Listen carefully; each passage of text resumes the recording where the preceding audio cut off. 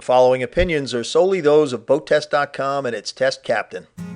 Hi, Captain John from BoatTest.com. Today we're going to test and review Beneteau Sense 55. Let's get underway. The Sense 55 is an elegant and impressive yacht by anyone's standards, and I can't think of a yacht club in the world that would not like to have a boat like this on its membership rolls. When I took my first sail on her, I discovered a little secret about her. She's remarkably easy to sail. In the next couple of minutes, I'm going to show you what I mean and see if you don't agree. The first thing I do before I take a new boat out is familiarize myself with her deck plan. I was pleased to discover that the Sense 55 deck is remarkably clean and uncluttered.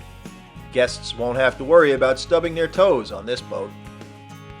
I want to know where her halyards and control lines are.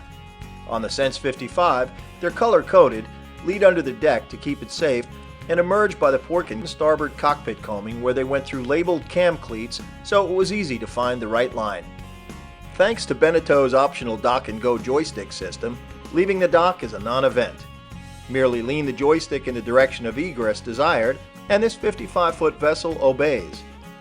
The dock and go system controls the swiveling propulsion pod with a 3-bladed prop and the bow thruster to send the boat anywhere you want. Motoring out of the river, I got familiar with the standard 75 horsepower Yanmar diesel. It's a powerful engine for this size boat.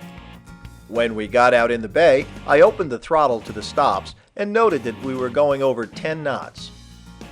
When I'm out sailing with my wife and landlubber friends, I often find that I'm actually single-handing the boat because no one else knows what to do. The Sense 55 was designed for just that possibility. Once out in the bay, it was time to prepare the main for the hoist. It just takes a minute to unsnap the lazy bag which holds the main. Our boat had the optional electric-powered winches and autopilot, which allowed me to do everything myself. After releasing the cam cleat on the main halyard, I wrapped the halyard around the forward port winch, pushed the fast button, and quickly brought home 66 feet of halyard without any fuss. Once the sail was two-blocked, the halyard cam cleat was closed and the main sheet trimmed. Once back behind the port wheel, I released the furling line behind me on the port side, took 3 wraps on the port jib sheet, and began to unfurl the headsail. This time I used the slow button so I could let the furling line run through my left hand to eliminate tangles as the sheet pulled out the sail. Now we were sailing. Once the boat settled down and we were on course, I took the time to tidy up the cockpit. I stowed the halyard in a locker in the coaming made for that purpose.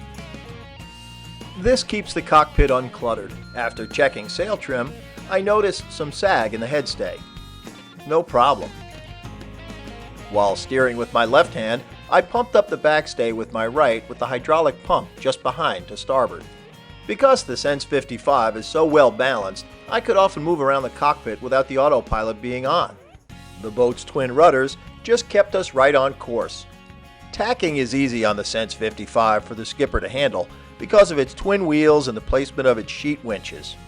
It was just a matter of putting the wheel over, throwing off the leeward sheet, walking to the opposite wheel as the boat came through the eye of the wind, taking a few wraps on the new leeward winch, and powering the sheet home with the push of a button. The day we sailed the Sense 55, the sea was flat and winds were just 10 to 12 knots true. In these conditions, we found that on a broad to close reach, she moved along from about 5.6 knots to 6.8 knots. On the wind, the true wind picked up a bit and the yacht responded in kind, hitting 9 knots close hauled. One of the reasons she performed so well to windward is her high aspect rig and relatively light displacement. After a few hours on the water, it was time to bring the 55 home. Again, its wonderful dock and go joystick made backing this 55-footer through the marina a piece of cake. And moving her sideways into the slip makes docking a pleasure. Having seen the Sense 55 in action, I think you'll agree with me that virtually anyone who's spent any time sailing can handle her with little work and virtually no stress. So that's our test and review of the Beneteau Sense 55. For BoatTest.com, I'm Captain John Wenz.